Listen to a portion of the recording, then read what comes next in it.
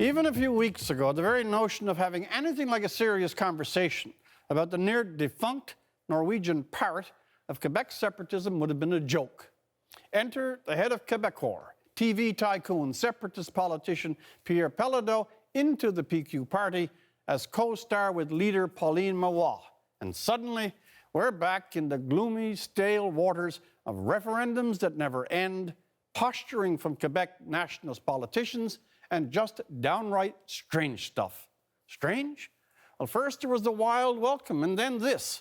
Evidently, Mr. Pelado was wanted everywhere, except close to the Premier when she's near a microphone.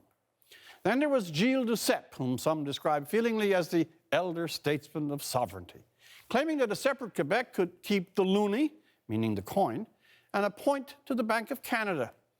I guess to Mr. Duceppe, on his federal pension, leaving means never having to say, you're gone. Not even the trailer park boys were this funny. Actually, what this stuff, inspired mainly by the Quebec provincial election, should ignite is a little bit of thought about how absolutely feeble, weak, and even ungrateful talk of separatism is right now, and prompt an appreciation of how good, in Quebec and out of it, we all have it. Glance around the world. Crimea, tipping on the edge of war. Russia, menacing Ukraine. The shadow of nuclear conflict. Glance at the wild turbulence of the Middle East.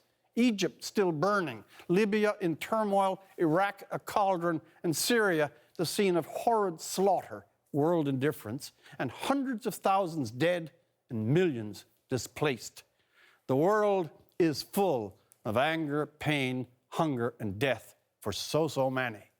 It is no small matter to be exempt from the general lot of misery and violence, such as here in Canada.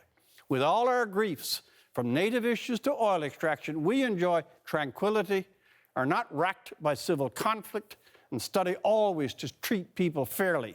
Further, we're shielded by our traditions and sheltered by our wealth from most of the major anxieties and threat that the rest of the world knows. Is this then such a country, with its ease, moderation, tolerance, and traditions, that Quebec really wants to leave? Separatism in 2014 is a ploy looking for a justification. I look at Messrs. Pelado, Parizeau, Madame Marois as stirring grievance where little real grievance exists, as tormenting an empty cause into a kind of half-life, and spuriously agitating when they, like all Canadians, might be better off counting blessings and being grateful for them. Separatism, whatever it may have been, is a tired and hollow cause in 2014, and the talk of breaking up so obliging a country at the behest of the politics of so small a number within it is simply a folly too deep for tears. For The National, I'm Rex Murphy.